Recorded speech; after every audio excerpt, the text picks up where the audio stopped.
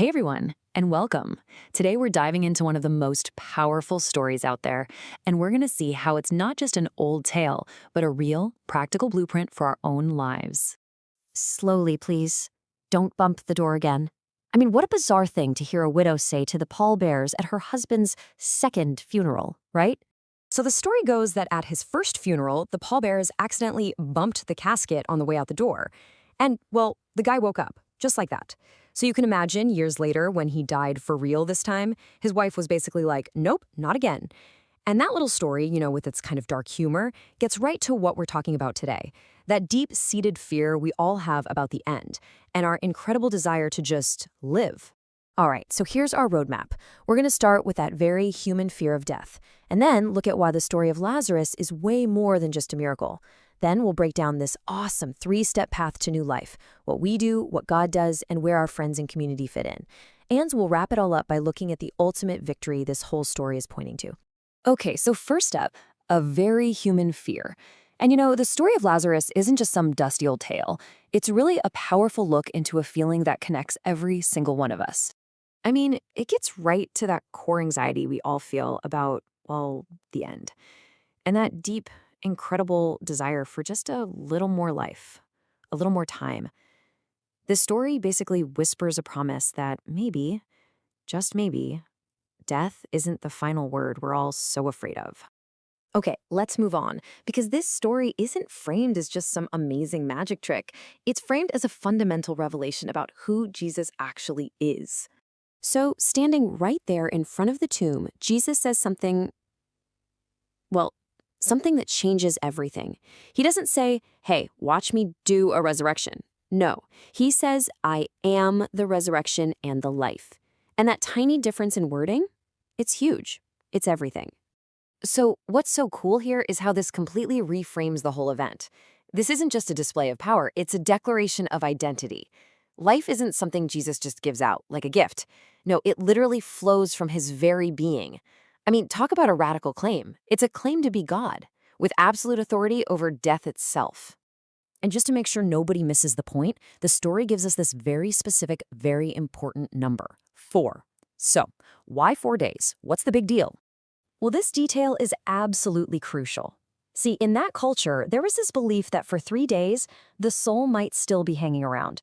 But after 3 days, it was gone, done. The body would start to decay. So by waiting until day 4, Jesus is making a statement. He's making sure that what he's about to do can't be explained away.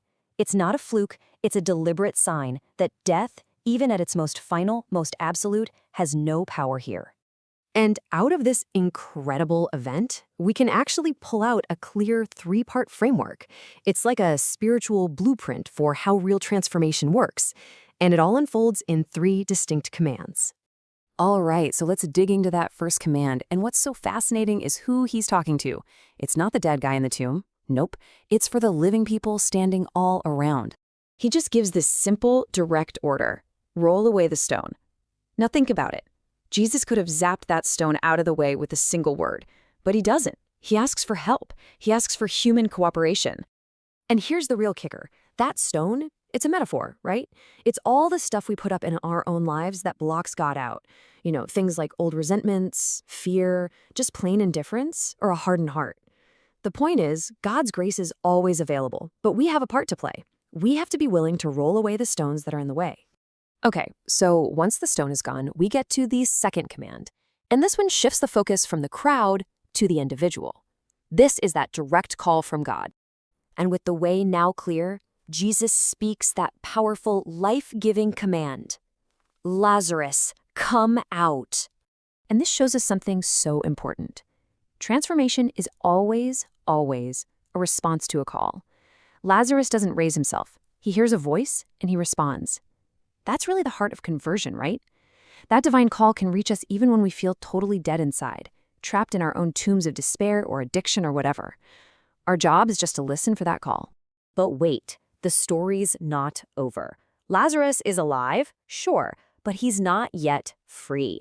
And this brings us to the third and final command, which shows us just how vital other people are in our spiritual journey. Unbind him and let him go. So picture this. He's alive, but he's still tangled up in all his burial wrappings. He can't get free on his own. So once again, the command goes out not to Lazarus, but to the community around him. And this is such a key takeaway. Our spiritual lives are personal, for sure, but they were never meant to be private. We need other people. We need our community to help unbind us from all the old stuff that's still holding us back, through their support, their forgiveness, their love. And it's a two-way street. We're called not just to be set free, but to help set others free too. So this all leads us to the final and maybe the most important point of the whole story. Because as incredible as this miracle was, it wasn't the main event. And this comparison just lays out the core message so perfectly. What happened to Lazarus was a powerful sign pointing to something so much bigger. I mean, he was brought back to his old life, and let's be honest, he was going to have to die again someday. But Jesus' resurrection, that wasn't a return. It was a complete transformation into a new, eternal kind of life. See the difference? Lazarus' miracle just delayed death. Jesus' resurrection completely destroyed it. So in the end, this ancient story leaves us with a really profound, really personal challenge. That same voice that stood in front of a tomb and called life out of death, well, it's still calling. It's calling to each of us, right where we are, out of whatever tombs we've found ourselves in. So the only real question left to answer is ours. Are we ready to roll away the stone and come out?